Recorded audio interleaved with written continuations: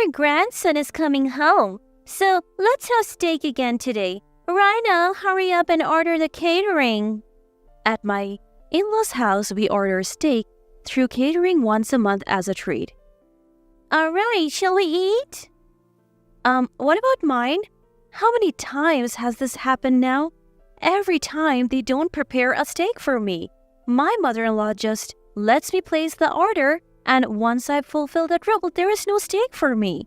My mother-in-law is very assertive, and I just can't stand up to her. I guess I'll just have to put up with it again. Just when I was about to give up, Grandma's really mean, isn't she? What? My name is Raina. I'm a 38-year-old housewife. Having no particular talents, I used a matchmaking service and met my current husband, Craig. I wanted to get married but was struggling to find a good match, so the matchmaking service was my last hope. I was almost resigned to giving up, but then I met a man who shared my love of movies. That man is now my husband. We hit it off on a movie date, had a smooth courtship, and got married. My husband, being 2 years older, was kind, but that kindness disappeared when our son was born. Our marriage had grown cold when two changes occurred. The first was our son's IQ, which suddenly soared as he grew. By third grade, he could handle subjects at an 8th grade level. Moreover, our son, who loved reading, was able to speak 5 languages by 5th grade. However, his intelligence led to bullying and he stopped attending school. Thanks to an opportunity to study abroad suggested by his teacher, he's now studying at Cambridge University in England. The second change was moving into my in-laws' house when our son went abroad. My husband's work location changed, so we moved into his parents' house, which was closer. Having become a housewife after marriage, I had no choice but to follow my husband. Little did I know this would be the beginning of a difficult life. My mother-in-law was the only one living at the in-laws' house when we moved in. My father-in-law is in the hospital due to illness. I am not feeling very well, so I need you, young one, to work hard for me. That's what I was told on my first day living in my husband's family home. But my mother-in-law doesn't seem sick at all. She even seems more energetic than me. How old are you, mother-in-law? 64 this year. My husband answers my question with a hint of annoyance. Really? But she doesn't look sick at all. In this house, whatever Mom says is the law. Don't you dare question her or you'll be in trouble. Upon hearing those words from my husband, I suddenly felt incredibly alone. I could clearly sense my mother-in-law's hostility towards me, but I never thought my husband would abandon me like this, even though our marriage had gone cold. Come on, Rhino, get to work. You'll be staying here, so first clean the floors with this mop. With that, I was handed an old mop and bucket. Looking around, I noticed dust accumulated everywhere. It was clear the cleaning hadn't been thorough. Can I start using the vacuum cleaner? I thought to tackle the dust first. Don't rely on modern tools. Just do it all with the mop. Despite having a vacuum cleaner in the house, my mother-in-law refused to let me use it. I gave in and obediently replied, "Understood. Could you do that part while I do this one?" I thought we would clean together, so I asked my husband, but my mother-in-law interrupted with a contemptuous look. What are you talking about? Craig and I will chat and rest here. You clean by yourself. But the house is unnecessarily big with 6 beds, 3 baths. It was impossible for me to clean it all alone. Also, do the dishes that have piled up, please.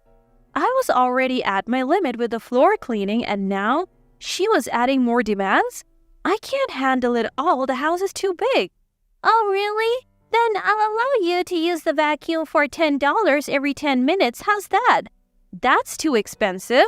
You can't even pay $10. What a poor daughter-in-law. My husband didn't lift a finger to help me, even as I was being mercilessly belittled in front of him.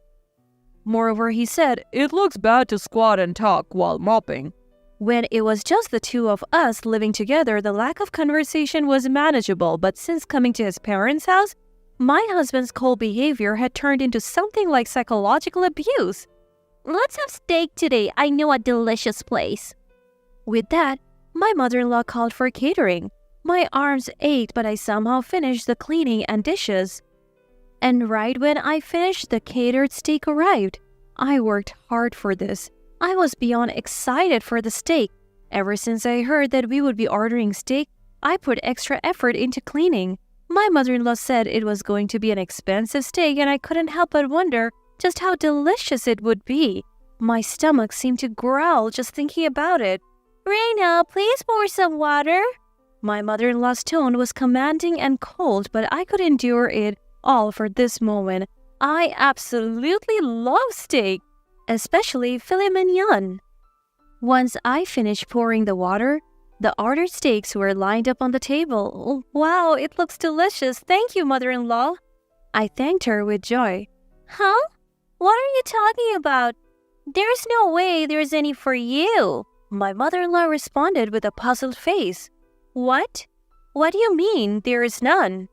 I felt my heart sink to rock bottom.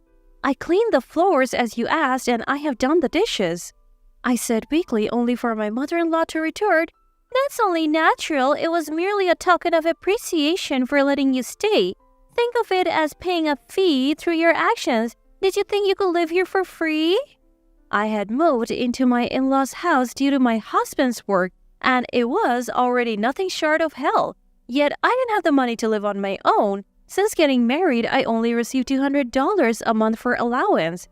After buying clothes, cosmetics, and necessities, I cannot save. My savings before meeting my husband were spent on moving expenses and my father's surgery. I thought I would at least be secure as a housewife. I realized how naive I had been. So what about my dinner? My mother-in-law seemed completely unprepared for that question and began pondering. Let me think. I felt hurt and questioned my word. There are some noodles around. You can eat those. The table held high-quality steaks, and my meal was noodles? This stark difference told the story of my place in this family. They both ate their steaks in silence, never offering me a bite. Reina, wash this knife and fork thoroughly. The only time I came close to the steak was when I washed the knife and fork after they were done eating. From the very first day, I endured horrible mistreatment and I was mentally and physically exhausted. One day, during this never-ending cycle, a call came from our son who was studying abroad. Mom, long time no see. Hey, you were good at handcrafts, right? What's this all of a sudden? I wouldn't say I'm good at it, but I do embroidery as a hobby. Really? Handcrafts are trendy here in America now, and I was reminded of your work. There are specialty stores here, but even looking back now, the quality of your embroidery is on another level.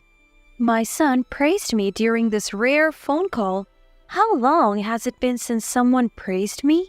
I couldn't help but feel happy and even shed a few tears. Thank you. Only Leo would say something like that to me. My emotions must have transmitted to my son because he said, Mom, is something wrong? Your voice is trembling. What? My son is learning psychology in school, it seems. He said he has perfectly memorized all human unconscious actions that tie to mental states. Already a high IQ son, he's been further honed by receiving quality education. Now, they say his IQ is even measured at 200. Even as his mother, I can't believe he's the same person. Thanks to that, he has completely seen through my heart. Did something happen with Dad? I remained silent for a moment, then gathered my courage to tell my son about the situation at my in-laws' house. I felt shameful as a parent, but I was grateful to have someone nearby to talk to. So, it's tough every day. When I finished my story, he said, I'll come home once. It's our vacation and I have saved up some money from my part-time job. I insisted that everything was fine, but he wouldn't listen and my son is coming home soon. Time flew during our long overdue phone call, and an hour had passed. Feeling rejuvenated, I thanked my son and hung up. When the call ended, my mother-in-law approached me with a glare. That's quite a luxurious long phone call. The energy I gained from my son slowly depleted as I dealt with my mother-in-law. I'm sorry. More importantly, we're having a block party at our house tomorrow. Take care of the shopping. With that, my mother-in-law handed me a long list of items and left. At the end of the note it said, "Make a reservation for steak catering." Then came the day of the block party. People started to gather afternoon, and before I knew it, there were 10. Everyone calls my mother-in-law the president. "Come on, Rhino. What are you doing? Serve juice to everyone," she ordered. Mother-in-law who used me no matter who was around. "Lauren, don't overwork the girl. It's pitiful. You should treat your daughter-in-law more kindly." Some did stand up for me against my mother-in-law's harassment, but my mother-in-law wasn't pleased and threatened. "If you keep talking like that, you're no longer members of the block party. No more high-end steak after this. Is that what you want?" Upon her threat, they said, That's too much. We love this community. I'm sorry, Rhina is my name? Yes, Rhina. We can't go against the president, they said. And the support they offered was quickly withdrawn by my mother-in-law. It seems she doesn't just control this house, but the whole area. There is no way I, a mere housewife, can win against this woman.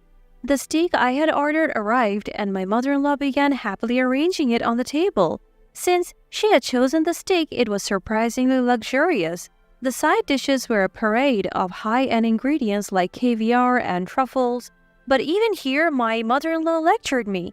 "You think you can eat such good steak as a wife? You're 100 years too early. You won't have any this time either." My mother-in-law bullied me openly in front of everyone. The pitiful glances from those around us pierced me. No one could oppose my mother-in-law. I glanced at my husband, who was quietly eating his steak alone. But surely a little bit is fine, isn't it? I was envious of not being able to eat the steak and slightly resisted my mother-in-law. "Of course it's not okay, but I'm not a demon. I bought beef noodles for you this time, so I'll give them to you," she said, handing me a serving of noodles. Upgraded from ordinary noodles to beef noodles? But what I wanted to eat was steak. I finally lost my patience and raised my voice. "Mother-in-law, this is too much. I prepared everything for today's block party, and yet you treat me like this?" "So is this true? You prepared all this by yourself, Rhina?" "Lauren, couldn't you be a little kinder?" With my words, everyone's eyes turned to my mother-in-law. "You all better not get carried away, or you'll be treated the same as this useless son's wife." My mother-in-law countered with determination. Everyone lost to my mother-in-law's intimidation, and no one said anything back. "Rhina, you remember what I told you before. You must obey mother in this house." "But..." "Then?" My husband suddenly raised his voice. I was surprised by that voice, and my body flinched. "Obey mother's instructions quietly." The atmosphere became silent at my husband's words, and the people who had been supporting me eventually said, Yes, Lauren is right." Filling the room with voices defending my mother-in-law, frustrated, I ran away from the scene and locked myself in my bedroom.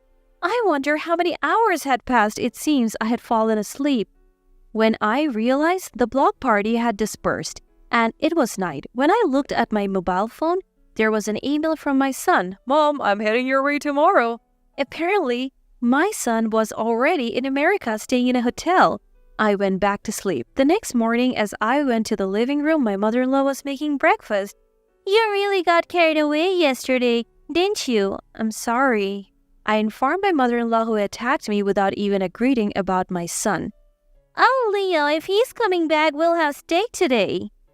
It seems my mother-in-law, who hadn't seen my son since he went abroad for study, was eagerly looking forward to seeing him again. She had already ordered catering from our usual steakhouse, and then the evening came and my son returned home. The dinner table was laden with steaks, even more luxurious than usual. "Leo, eat as much as you like." My mother-in-law was quite pleased. As always, I was treated like a servant. Thank you, but where's Mom's portion?" My kind-hearted son noticed that there was no steak for me and was worried. At that question, my mother-in-law attacked. "Oh, it's fine. Rhina is always like this. More importantly, try this. It's made with beef from Nebraska." My mother-in-law looked happy to be reunited with her grandson after such a long time. But my son responded with unexpected words. I don't want it. Why didn't you prepare mom's portion? This is discrimination, isn't it? He said coolly. My mother-in-law was startled by this unexpected reaction. My husband also looked at our son surprised. What are you talking about? Grandma, I have heard everything from mom. You really look down on her, don't you? My son, who had returned home, had grown up strong and confident more than I knew. Feeling antagonized by him, my mother-in-law began to panic. Oh, what? What did you hear? I didn't do anything. Grandma, you're mean, aren't you? What? What did you say? You're always looking down on mom, right? You want to feel superior, but people like that usually lack confidence or have nothing to be proud of. That's why they attack others to feel superior. It's a mean personality. Leo, just because you're a child doesn't mean you can say anything. Then what about a grandma who can't tell right from wrong? My son's counterattacks didn't stop and my mother-in-law was increasingly cornered. That's true, isn't it? Everyone has an equal share of stake, but mom has nothing?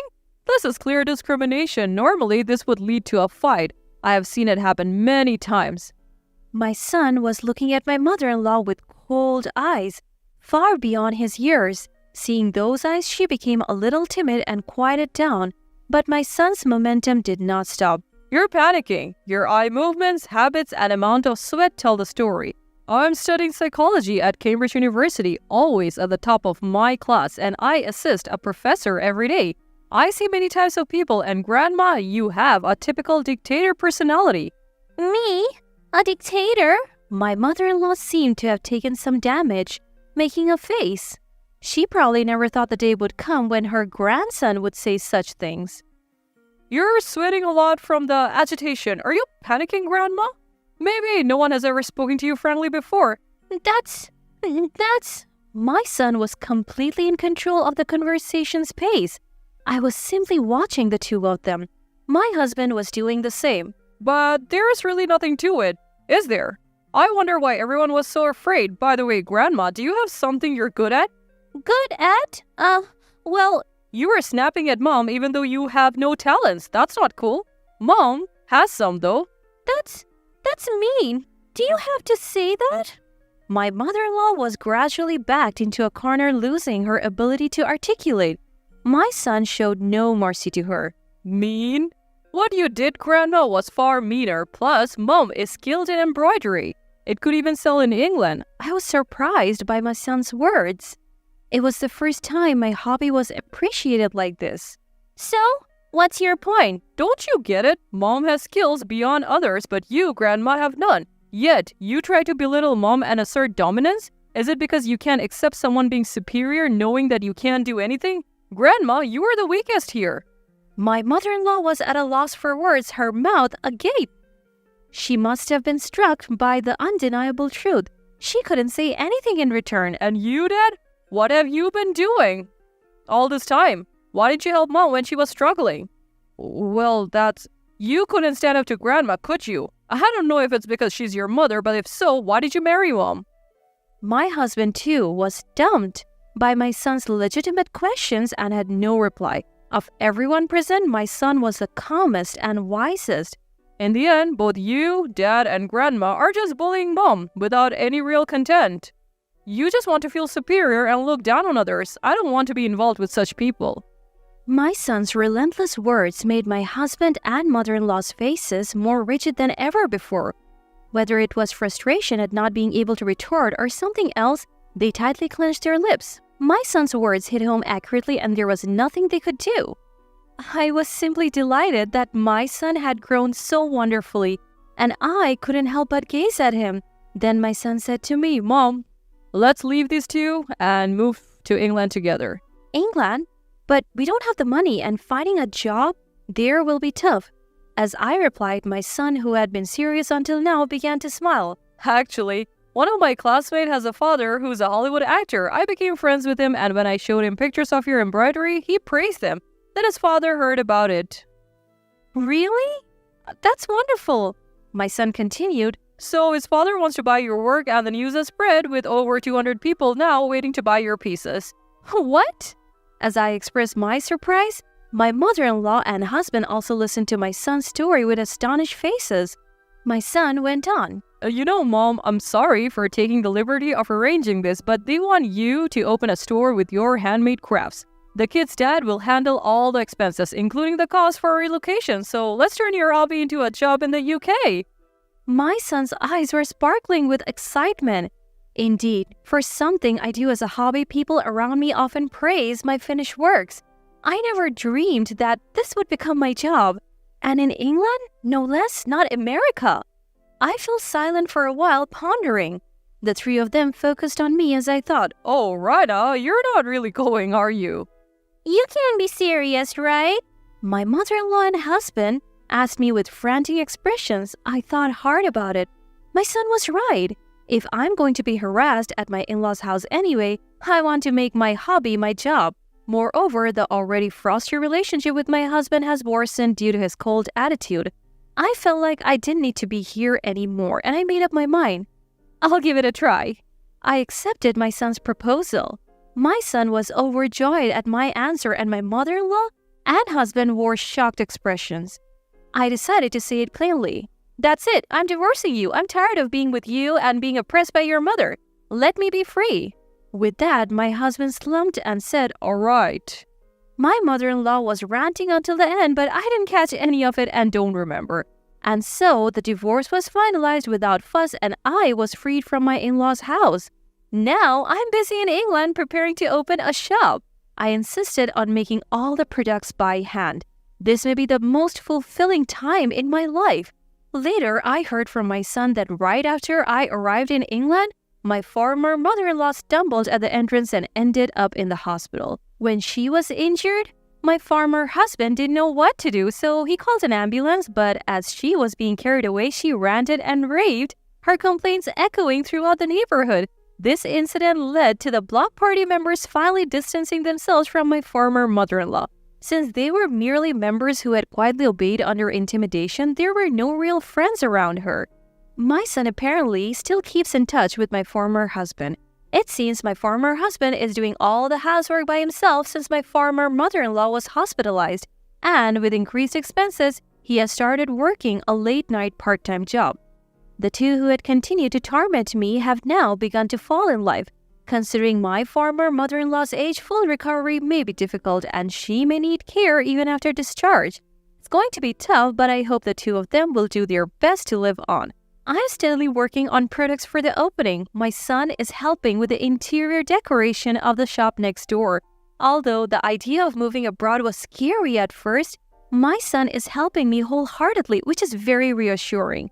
My son who rescued me from a painful in-law family. Now, as a mother, I will do my best to support my son as I finish the last piece.